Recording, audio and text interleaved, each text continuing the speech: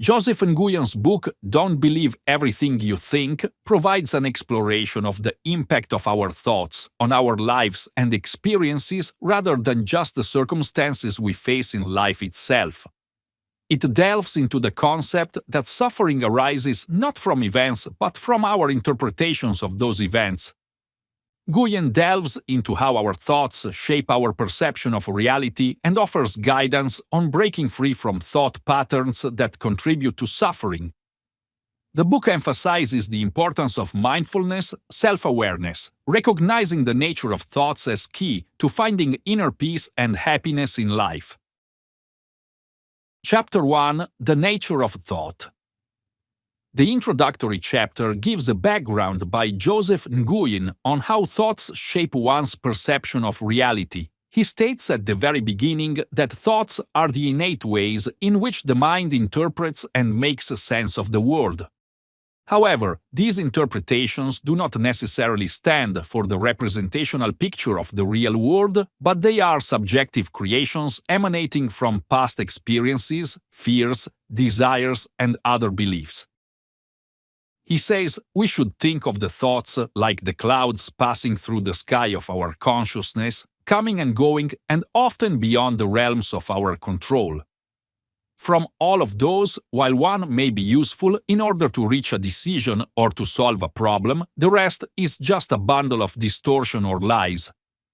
Such kinds of thoughts result in misunderstandings, false assumptions, and emotional sufferings. One of the major focuses she places is how we mistake our thoughts for being realities. If we think something such as "I am not good enough," then a person may believe that to be fact when it is just a mental construct. The mistaken identification creates a self-fulfilling prophecy whereby the belief in the thought shapes our actions, hence reinforcing whatever negative perceptual system about ourselves registered in our brains. Nguyen also discusses how our minds are generating thought after thought, moment by moment, without interruption, most of which are repetitions. This process occurs unconsciously. Those habitual thoughts can create mental patterns that trap us in cycles of worry and fear of possible misfortunes or regret over what is essentially irreparable. For instance, a person who lives in constant fear of the future may enter into a vicious cycle of anxieties such that every anxious thought gives rise to another, thus engendering an unending cycle of misery and distress.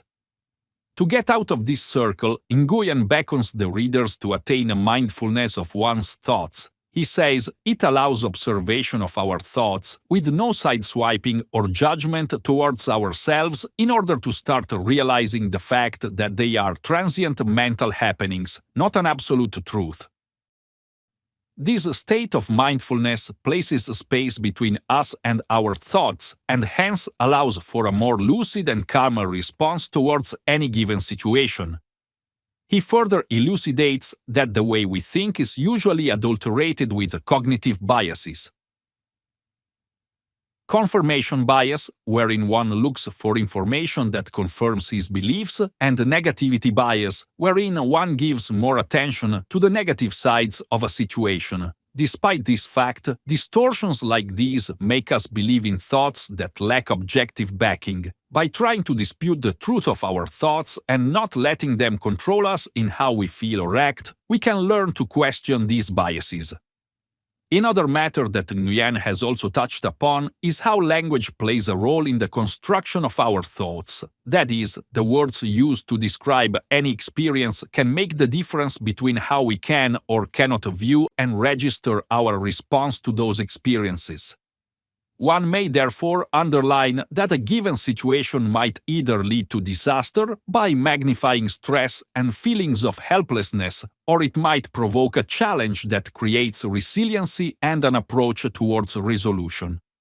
Nguyen 8 makes a call. We should be cautious with our words because they help to design our mental landscapes. It concludes by reminding us that thoughts are not good and bad, they are just a function of the mind. But once we know the nature of thought, then we can see for ourselves much more control of what to do with it. This is the first stage of release from the bonds of miserable mental patterning in the direction of peace and well-being, more profound. Chapter 2. The Illusion of Control. Joseph Nguyen picks up the second chapter with perhaps the most insidious human condition: the deep-seated desire to control our thoughts, emotions, and external circumstances. This want for control is not only futile but a source of so much suffering in life. It relates to the illusion of control, how by most reckonings, attempts at managing and manipulating our own mental states really further frustrate anxiety within ourselves and entrench us deeper within the negative thought pattern. Nguyen begins with this assumption. The populist view holds that some control over what passes through our minds is possible and necessary. Many would think that in case one has enough willpower or effort, he or she would be able to remove the thinking process or change at least these negative thoughts for more positive ones. But Nguyen expresses that thoughts are spontaneous in nature and most of the time they just come out without our intentional initiative. We can no more control our thoughts than we can stop our hearts from beating or our lungs from breathing. It is on mental resistance, such as those instances when we are forcing ourselves to get rid of unwanted thoughts. Nguyen says that more often than not, such resistance turns against us, persisting in the mind. For example, if one wants to push away a thought like, "I shouldn't be this anxious," just the act of fighting this anxiety reinforces this very idea and takes him deeper into the circle of rising anxiety and frustration. Nguyen further elaborates on emotional regulation regarding the aspect of control. The aspect that has stuck in the minds of many is that one needs to learn to control their emotions, and that at any time one has to feel happy, settled, or confident. However, just like thoughts, emotions are organic, they build upon perception and response to the setting. Nguyen believes that with the attempt to have control over the emotions comes the division of true sentiments from the images shown to the world. Lack of connection with these feelings may cause inner chaos because these emotions make us feel ashamed or guilty for having these feelings that we thought were under control. Illusion of control locates itself not only within our mental lives but also in our outward circumstances. Generally, Nguyen tried to show how people are overly controlled in their means of surroundings, relationships, and life outcomes in the name of security and predictability. Life is inherently uncertain, and the more we try to control it, the more we invite disappointment and stress. Nguyen feels that the urge to control emanates from fear in meeting or experiencing the unknown, trying to escape the unease of feeling uncomfortable. This is a part of us that could really make us live life, for we shun risks or challenges that could facilitate growth. As Nguyen puts it, surrender is the alternative to control. It is followed by the personal epiphany of realization that one is not used to winning, nor in charge of everything. After all, it is an acceptance that life might just not go as it is placed before us, and that is okay. Not being bothered to be in control allows one to maximize appreciation and enjoyment of life in organic form, to move through ebbs and flows with far more effortless grace. Learning how to flow with life, thus comes inner peace, whereby we no longer expend our energies on attempts to control the uncontrollable. Much of the chapter describes how to practically let go of control. The practices include, as prompted by Nguyen, mindfulness or the observation of thoughts and feelings with zero intention of changing them. One could stop the reaching and let be just seeing what is going on right now in the now without words, so that the need for control minimizes and another kind of relationship to our feeling world could unfold. Nguyen adds that, instead of this, one should accept uncertainty and adopt a view on challenges in life as opportunities for growth rather than threats to self-control. Nguyen also touches on the importance of trusting oneself, in others, and in the flow of life. More importantly, the trust in the unfolding of life in its own way, even when things go wrong, is relieving because one is no longer under pressure to manage each and every detail of life. He will not plead for blind faith in trust, but a realization that life is an expanse and not everything is within human control. It is through the development of the quality of trust that we may live life openly and with curiosity rather than with fear and rigidity. In conclusion, it reminds us that its very pursuit is so frequently a drifting off from the present. The richness of the here and now gets lost when we become obsessed with the idea of controlling for the future or to fix or right the past as displayed to the left. Nguyen repeats for the readers the exercise of releasing control and practicing engagement with the here and now with acceptance and gratitude of what currently is. This would bring a fuller, more serene life without the illusion of control. Chapter 3: The Cause of Suffering.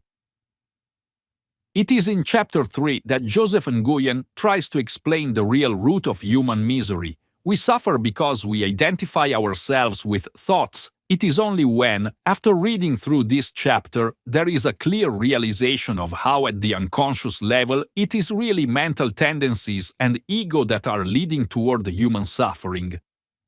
Nguyen attends to the view that it is not situational or events of life that may cause suffering, but rather thirst, thought interpretation, and internalization of the same experiences. Nguyen first discusses how it is that one identifies with thought. If we believe our thoughts are us or who we truly are, then we begin generating that illusion of self that has so often been labeled the ego. Thus far, this ego has been built upon a collection of our beliefs, opinions, and recollections, along with our desires, all concepts derived from thought. The problem is that we attach to the egoic identity so much that it makes us forget glimpses of our nature beyond thoughts. According to Nguyen, identification with the ego is what has created so much human suffering. Nguyen believes the ego is sustained by separation and comparison. It's a constantly going circle, it's validation, approbation, approval from the external world. But it always measures itself against others and ideals. The result, she says, is an ongoing feeling of lack because there will never be satisfaction in what the ego has since it is always reaching for more success, recognition, control. This therefore becomes an endless race during which the feelings that bound to spring up are those of inadequacy, jealousy, and anxiety since the ego fears losing what it possesses or maybe failing to acquire something it desires. Nguyen developed this by explaining that the ego generates fictions that accompany our experiences. For example, if something goes wrong, the ego will filter it into a personal failure or unworthiness. Of course, these stories are distorted in that they do not refer to actual reality. However, they are much emotionally associated with our lives. The ego holds on to those stories and further cements them by repeating thought processes until we finally start recognizing those things more vividly in life. A main argument that Nguyen has is that the ego can never be secure. This is because one is setting it upon something like an illusion. Essentially, due to the fact that the ego is the child of thought, then it stays shaky with fear and doubt in its nature, manifested in its continuous need to have total control and be certain about everything is insecurity. Of course, in relation and as debated above, is the impossibility of this occurring from the previous chapter. The more we identify with the ego, the more its insecurities and fears become our own. Nguyen introduces the concept of the observer as one of the ways one can free oneself from being aligned with one's thoughts. The observer is representative of how we can perceive our thoughts and emotions without being engulfed by them. This is indicative of a higher plane of awareness wherein an individual is above the cacophony generated by his mind. By cultivating this observer status, we can begin to see that our thoughts and our ego are merely passing states and not really our essence. More importantly, the chapter tackles how attachment is contributing to suffering. Nguyen points out that the ego does not only cling to its identity, but also strongly holds on to its wants and dislikes. And the more we are attached to getting something or not getting something, the more we open doors to distress. For example, if we are attached to being successful, any failure can be devastating. Similarly, by suppressing emotions, sorrow, anger, we increase the amount of suffering we undergo due to avoidance or suppression. Nguyen shares his perspective on how one should release the ego and its attachments. According to him, one should learn to be mindful, which means observing one's thoughts and emotions without judging and involvement. The practice of mindfulness implies the insertion of a gap between ourselves and the ego. It's a process of clarity of situations and empathy, while reaction cued by the ego out of fear or desire. Nguyen also suggests a practice of inquiry, whereby we investigate thoughts and beliefs as they arise in the mind. By further inquiring as to whether a thought is true or who has the thought, one can begin to undo some of the stories the ego has built up and see through the illusions that create suffering. The power of self-examination enables us to realize that we are not our thoughts but rather something much more expansive and still, as opposed to what the ego tried to make us believe. Wrapping up the chapter, Nguyen insists that relief from pain can only be achieved when we detach ourselves from the ego and reconnect with ourselves. In making this shift in perspective, the ego is not looked at as itself, but as observed by a part of ourselves. With developed cultivation of this awareness, we will be able to embrace life with all its balance and happiness caused by pain from attaching ourselves to thoughts. Chapter 4: The Power of Awareness by Joseph Nguyen explores the importance of being mindful and how it helps us observe our thoughts and emotions without being overwhelmed by them. It emphasizes the significance of awareness in breaking free from thought patterns that lead to distress. Nguyen talks about how cultivating mindfulness can help us detach from our ego to gain clarity and eventually find peace. Nguyen starts by explaining what awareness entails. It refers to the state that transcends the mind itself. Although thoughts, feelings, and sensations are constantly in flux, awareness remains constant. It is the part of us that can observe our experiences without bias or clinging. Nguyen compares awareness to the sky, which stays expansive and unobstructed regardless of the clouds, representative of thoughts and emotions that drift by. Distinguishing between being lost in thought and being aware of our thoughts is crucial for understanding our processes. During moments when we find ourselves deeply immersed in the narratives our minds create without awareness, a topic we've touched upon earlier, we are truly lost in thought. These narratives often align with our ego, have the potential to fabricate illusions and evoke distress. On the hand, knowingly observing our thoughts allows us to distance ourselves from them and recognize them as passing phenomena rather than absolute realities. That's what Nguyen says. The power of being aware consists in opening up space between us and our thoughts. In that gap, we can respond to the situation and to all our thoughts with wisdom and compassion, rather than purely out of fear or anger or desire, as we would have and probably will many times if we had acted impulsively. Suppose, for example, somebody criticizes us, whereas, on the contrary, if we were to be more aware of those thoughts or emotions that arise, then we could choose how we want to respond calmly and thoughtfully and take over with the ego. The chapter devotes much to the practical methods of the development of awareness. Nguyen is much focused on mindfulness meditation, which presupposes sitting in the present moment, observing the thoughts and sensations yet not judging them. Through regular practice of mindfulness, our minds will be trained to stay present and aware, even in very difficult situations. This will be an exercise that will increase our threshold of resistance to stress, but will really open the doors toward an in-depth investigation into the nature of thought and the self. Nguyen also explains the role of self-inquiry in developing awareness, Shalom-like questions such as "Who is this thought experiencing?" or "What is aware of this feeling?" Component placement draws our attention away from content and onto the perceiver of this content. This shifting of focus alone does much to weaken the grip of ego and brings one closer to one's real nature, which is peaceful and unaffected by the waves of mind. The function of awareness in the emotional life is dealt with later in this chapter. Bringing bare awareness to the emotions, Nguyen says, permits us to experience them fully, without domination, as the case may be with anger. We do not suppress it nor act it out with some rash posturing, but rather observe the feeling of the anger in the body and the thoughts coming up with it.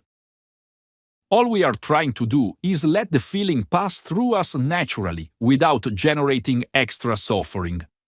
Done over time, this practice can bring in more emotional hardness and a much more balanced inner life. Nguyen speaks about the aspect of witnessing in awareness, where not only do we witness our thoughts and emotions, but also how our minds react to them. It is this meta-awareness, or awareness of the awareness itself, that more deeply brings us into learning the capacities of the mind. By witnessing our reactions, we have the chance to track patterns, usual judgments, or automatic responses, and gradually let such patterns fall off when they no longer serve us. The chapter clearly pointed out that awareness is not simply a state. One ought to directly engage in this present moment. That means coming back here and now at any time when the mind tries to pull us into the past or the future. Nguyen motivates bringing awareness in formal form into daily life by meditation, or it can be done with only mindful attention brought into simple acts of eating, walking, speaking, etc. Nguyen summarizes this chapter by talking about the deep effects that living in awareness can cause. We learn therein that, when one becomes more aware, he will be in a position to see through the connectedness of everything and even realize that thoughts and emotions are not permanent. Associated with such realization comes freedom from the bondage of the ego's demand in our life, or even the mind's chattering. We could live more authentically, with our compassions really intact, or we can live more at ease in our minds, present in our lives. Chapter 5 – The Present Moment.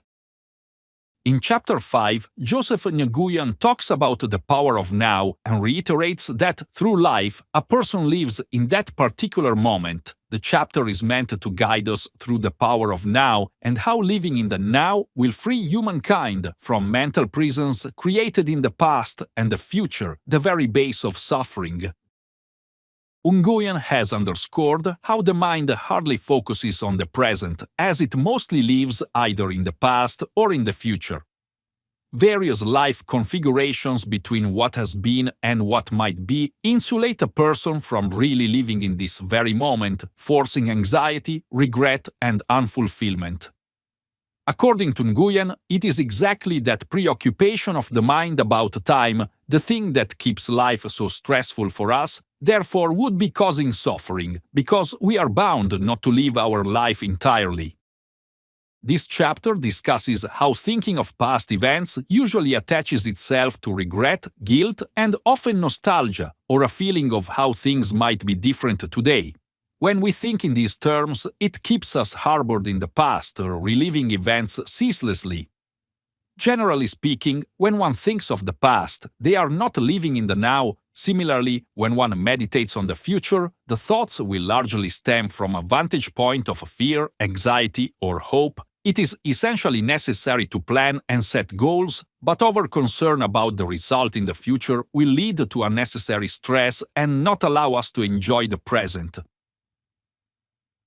As Nguyen elaborates, the now is the only time in which life actually happens. The past was a memory, the future a projection. Neither of them exists outside our thoughts.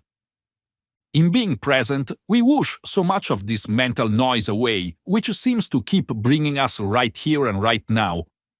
Nguyen compares the present moment to a doorway into deeper life, a place of peace and joy where clarity can be born.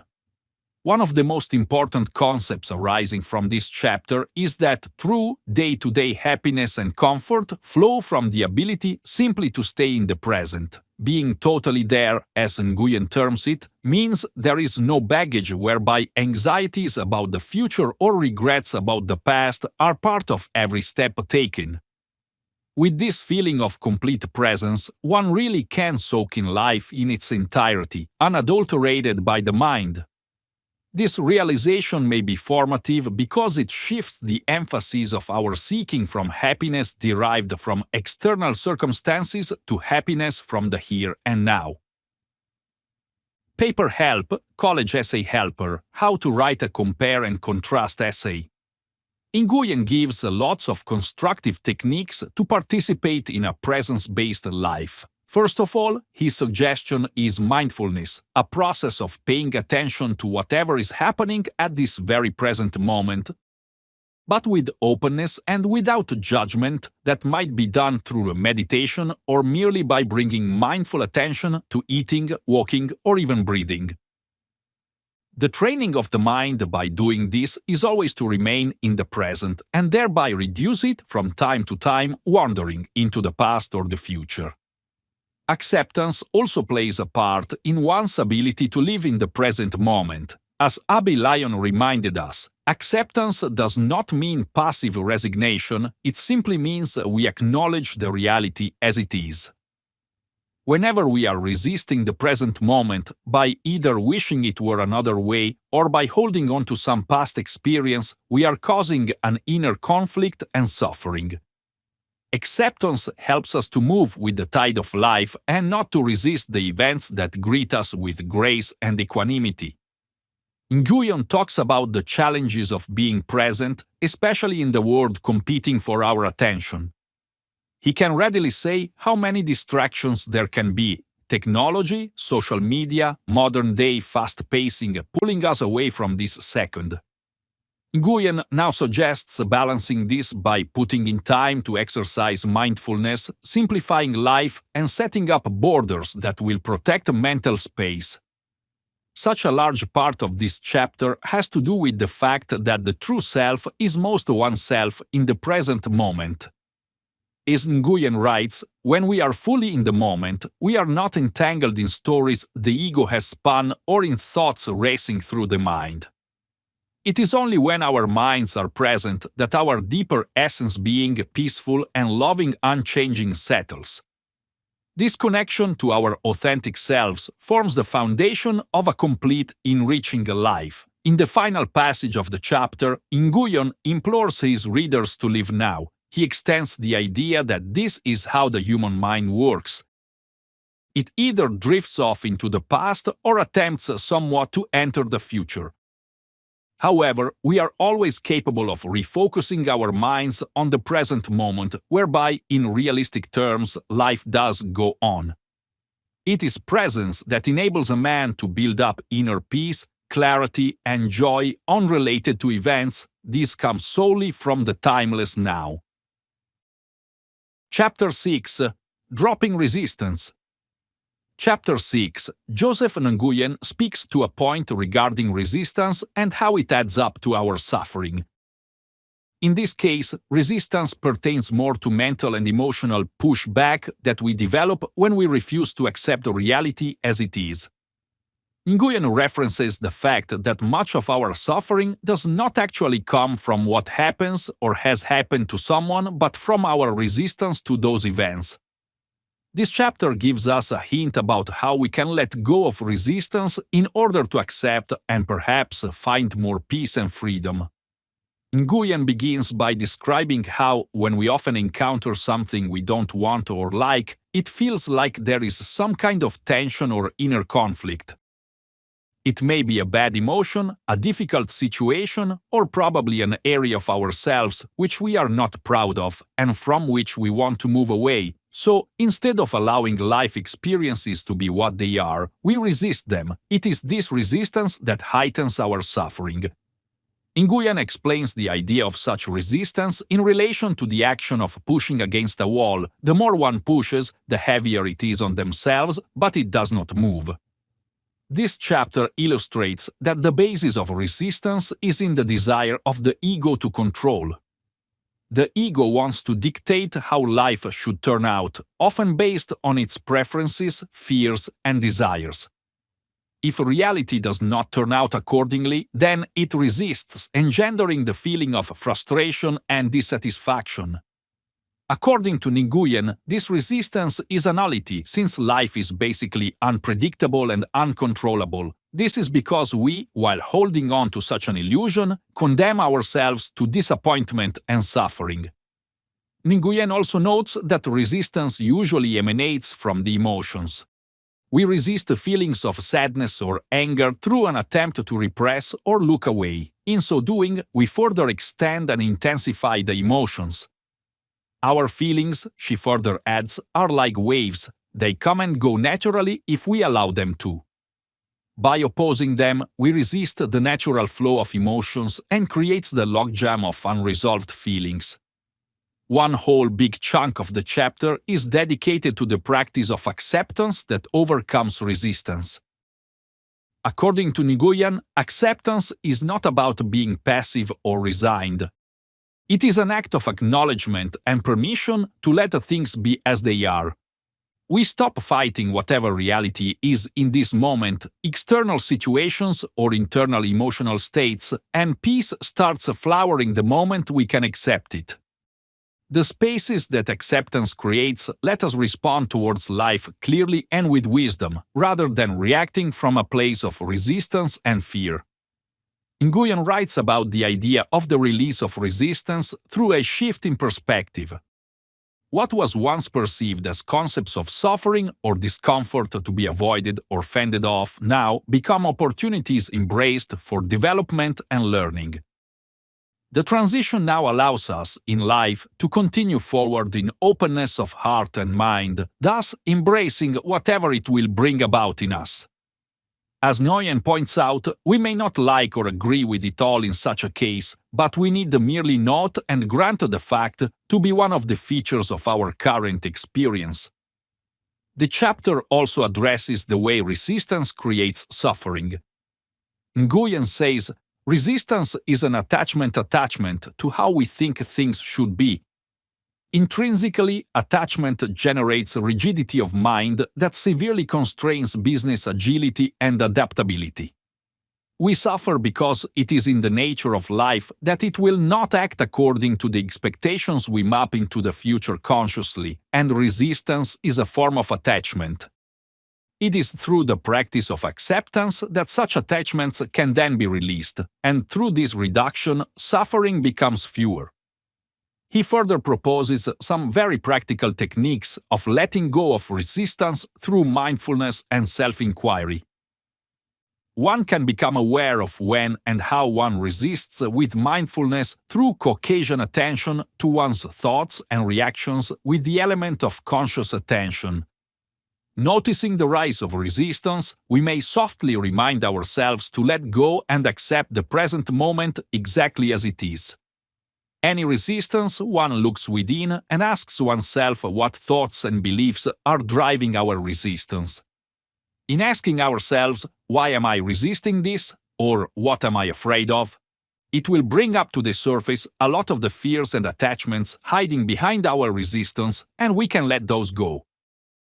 Equally important, and as Nguyen said, resistance surrendering does not equate to submission but power. Flow attitude and openness remind us that what is important is the release of our expectations and ways of doing things when things change could DVR naturally predisposing us to go with the flow. It creates resilience and equanimity in surfing ups and downs. Joseph Nguyen shares real-life lessons and practices that can help free anyone from the mental patterns that create suffering through awareness practices, non-attachment, and coming into the present moment. This book is a reminder that our thoughts are not us, and true freedom, in fact, is derived from letting go of the illusions of the mind.